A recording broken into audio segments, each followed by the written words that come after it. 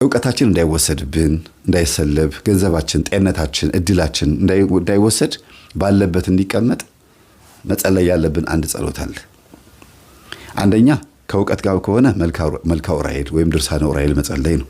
የእውቀት መልአክ ስለሆነ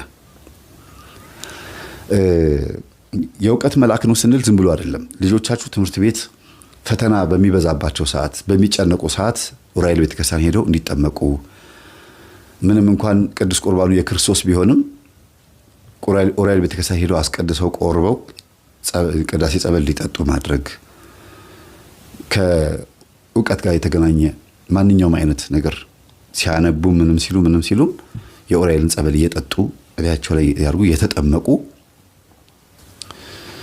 በመልካም መልኩ መኖር ዕውቀትን ያሳድጋልም ያጸናልም አይወሰድብንም አይሰለብብንም የመርሳት ችግርን ሁሉ ያስወግዳል።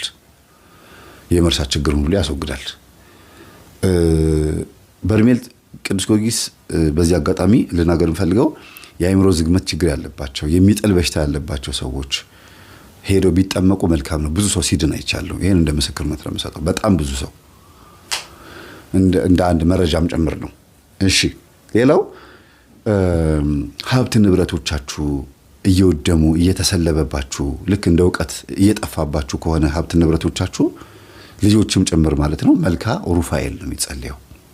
መልካ ሩፋኤል በቃ በእርግጥ አባካኝ ሆነን እኛ ገንዘቡን እንደፈለግን እየመዘዝን ሰይጣን አባከነብኝ ማለት የለብንም። ግን ምኞቶቻችንና ፍላጎቶቻችንን ሰብስበን መቀመጥ የምንችለው መልካም መልኩን ስንጸልይ ነው።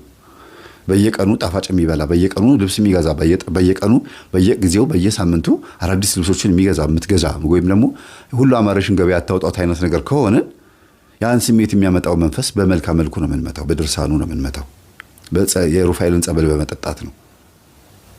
ለሁሉ መላእክቶች የራሳቸው የተሰጣቸው ነገር አለ፣ ጤንነታችሁንም ጭምር ማለት ነው።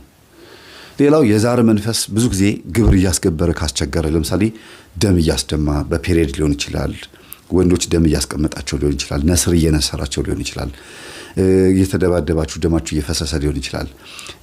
እንደገና ደግሞ ቁስል እያመጣ ከክበከክ እያረገ ህመም እያመጣ ግብሩን የሚፈልግ የቤተሰብ የዛር መንፈስ አለ። ብዙ ጊዜ በሽታ የለዋወጠ ቤት ውስጥ የሚያንከባልል ሊቀ መላእክት ቅዱስ ገብርኤልን ጥሩት፣ መልካም መልኩን ጸልዩ፣ ድርሳኑን ጸልዩ፣ ጸበሉን ተጠመቁ። ይሄ በድርሳን በመጽሐፈ ሄኖክ ላይ ስልጣን ተሰጥቶታል። ለሁሉ መላእክት ስልጣን ተሰጥቷቸዋል። በእባቡ ላይና በጊንጡ ላይ ማለት በዛሩ ላይ ሾም ያለው ተብሎ የተባለው ማን ነው? ቅዱስ።